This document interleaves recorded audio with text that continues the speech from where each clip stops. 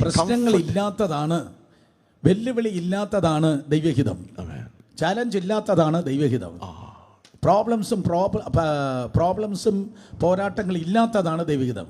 ഇല്ല, പ്രോബ്ലംസ് ഏതെങ്കിലും ക്രൈസിസിലൂടെ ഒരുത്തൻ പോകുന്നെങ്കിൽ അവനെന്തോ കുഴപ്പമുണ്ട്. അവനെന്തോ കുഴപ്പമുള്ളത് കൊണ്ടാണ്. ആള് ശരിയല്ല, അവനെ കൊന്നുകളയണം, അവനെ കല്ലെറിയണം, അവനെ കൊല്ലണം. ഞാൻ പറയട്ടെ, അത് ശുദ്ധമായ ലൂസിഫറിസം, അത് ശുദ്ധമായ സാത്താന്യം, അത് സാത്താൻ്റെ ശബ്ദമാണ്, അത് സാത്താൻ്റെ അജണ്ടയാണ്. ഞാൻ വീണ്ടും ചാലഞ്ച് ചെയ്ത് ചോദിക്കട്ടെ, ഷോ മീ വൺ. ഒരുത്തനെ കാണിക്കുക, ഒരു സ്ത്രീയെ കാണിക്കുക, അല്ലെങ്കിൽ ഒരു പുരുഷനെ കാണിക്കുക, പെർഫെക്റ്റ് ആയ ഒരുത്തനെ കാണിക്കുക. കാരണം ഈ സിറ്റിയിൽ ഞാനത് ധാരാളം കേട്ടിട്ടുള്ളതാണ്. പെർഫെക്ഷൻ, സ്തോത്രം. Other than Christ.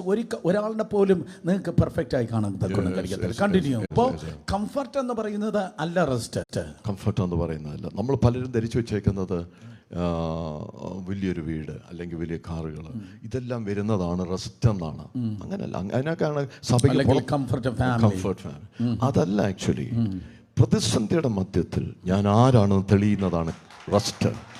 ഉദാഹരണമായി വീണ്ടും ഈശാനമൂലന്റെ നടുവിൽ ഒരു പമ്പരം കറങ്ങുന്നത് പോലെ ആ കപ്പൽ കിടന്ന് കറങ്ങുമ്പോൾ ഞാൻ സേവിക്കുന്നവനും എൻ്റെ ഉടമസ്ഥനുമായ എൻ്റെ കർത്താവ് എന്ന് എഴുന്നേറ്റ് നിന്ന് ശബ്ദമുയർത്തി അപ്പം നുറുക്കുവാൻ കഴിയുന്നെങ്കിൽ, കത്രിമേശ നുറുക്കാൻ കഴിയുന്നെങ്കിൽ അവൻ അനുഭവിക്കുന്നതിൻ്റെ പേരാണ് ദൈവിക സ്വസ്ഥത.